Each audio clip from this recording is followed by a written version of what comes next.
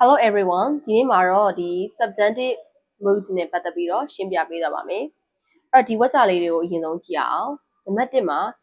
if I were a bird I would fly to you ငါသာငှက်တစ်ကောင်ဖြစ်ခဲ့ရင်မင်းစီကိုပြန်လာခဲ့မယ်။ဟုတ်ပြီဒီမှာဆိုဝါကျကိုကြည့်လိုက်ရအောင်။ I ဆိုလို့ရှိရင်များသောအားဖြင့်သူ့ရဲ့နောက်မှာဒီ am တို့နောက်တစ်ခု was တို့ဒါတွေအလိုက်များတာဒီမှာကျတော့သူက were ဆိုပြီးတော့အများကိန်းကိုသုံးထားတယ်။ဘာကြောင့်သုံးတာလဲဆိုတော့ဒါစိတ်ကူးရှင်တာမို့လို့နော်စိတ်ကူးရှင်တဲ့အခါမှာဆိုလို့ရှိရင်ကိုကအမြဲတမ်းပဲ I were she ဆိုရင်လည်း she were အဲ့လိုမျိုးသုံးပြရတယ်နော်နံပါတ်2ဝက်ကြောက်ကြည့်အောင် I wish it were Sunday today ဒီနေ့ဒါတနင်္ဂနွေဖြစ်လာရင်သိကောင်းပါပဲဖြစ်နိုင်လားမဖြစ်နိုင်ဘူးအဲ့တော့စိတ်ကူးရင်တာဖြစ်တဲ့အတွက်ကြောင့်မလို့ id it ရဲ့နောက်မှာများသောအားဖြင့်က is တို့ was တို့လိုက်တာဒီမှာကျတော့အဲ့လိုလိုက်လို့မရဘူးစိတ်ကူးရင်တဲ့အရာဖြစ်တဲ့အတွက်ကြောင့်မလို့ were ကိုသုံးရမယ်ပေါ့နော် were ကိုသုံးရပါမယ်နောက်တစ်ခုနံပါတ်3ကိုကြည့်အောင် he talks as if he were my boss သူကသူ့ကိုသူငါတထေးလိုမျိုးစကားပြောနေတယ်ဟုတ်ပြီဒီမှာဆိုရင် he ဆိုရင်ပုံမှန်အားဖြင့်နောက်မှာ is တို့ was တို့လိုက်တာဒီမှာကျတော့ဗာလဲဆိုရင် were ကိုသုံးထားတယ်ရှေ့မှာပြောခဲ့တဲ့အတိုင်းပဲစိတ်ကူးရှင်တဲ့အခါမှာဆိုရင်ကိုတွေကဘာကိုသုံးလဲဆိုအမြဲတမ်းအများကိန်းဖြစ်တဲ့ were ကိုပဲသုံးပေးမယ်ပေါ့နော် I were it were he were she were အဲ့လိုမျိုးသုံးပြရတယ်အဲ့တော့ subjunctive mode ဆိုတာဟာပုံမှန်ကြည့်လိုက်မယ်ဆိုရင် subject နဲ့ verb နဲ့ကကိုက်မနေဘူးเนาะအဲ့တော့ तू ကဘာကြောင့်လဲဆိုတော့ तू စိတ်ကူးရှင်တာမဟုတ်လို့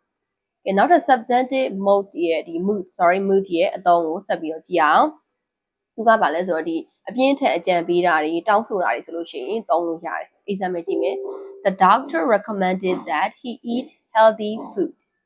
အဲ့တော့ဆရာဝန်ကသူ့ကိုကျန်းမာရေးနဲ့ညီညွတ်တဲ့ဟာကိုစားဖို့အတွက်ကိုအကြံပြုခဲ့တယ်ဟုတ်ပြီဒီမှာဆိုကြည့်လိုက်မယ် he ရဲ့နောက်မှာ eat ကဘာဖြစ်လဲ s တွေဘာတွေလည်းမပါဘူး but ပြောင်းထားလည်းမရှိဘူးတွေ့ရနော်ဟုတ်ပြီဒီမှာဆိုလို့ရှိရင်အပြင်းထန်အကြံပြုတယ်ဆိုတဲ့အဓိပ္ပာယ်မျိုး recommended that ပေါ့နော်ဒီလိုမျိုးလာရဆိုရင် that ရဲ့နောက်ကလိုက်တဲ့ subject verb က he eat နော် eat မှာ s တွေဘာတွေမထည့်ရပါဘူးနော်နောက်တစ်ခုကြည့်အောင် the teacher insisted that she be quiet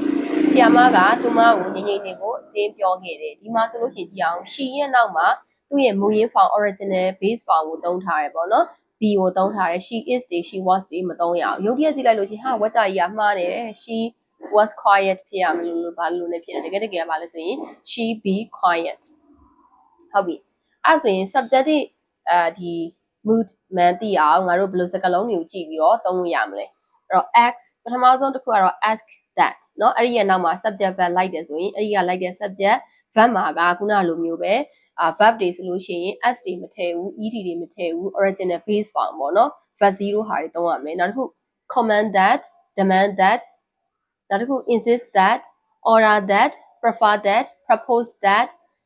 recommend that, request that, require that, suggest that, urge that. Being it is essential that, it is important that, it is imperative that, it is vital that, it is crucial that, it is necessary that, it is recommended that. ဒီလိုမျိုးစကားလုံးတွေမြင်နေဆိုရင်အဲ့ဒါနောက်မှာလိုက်မဲ့ subject verb မှာ verb က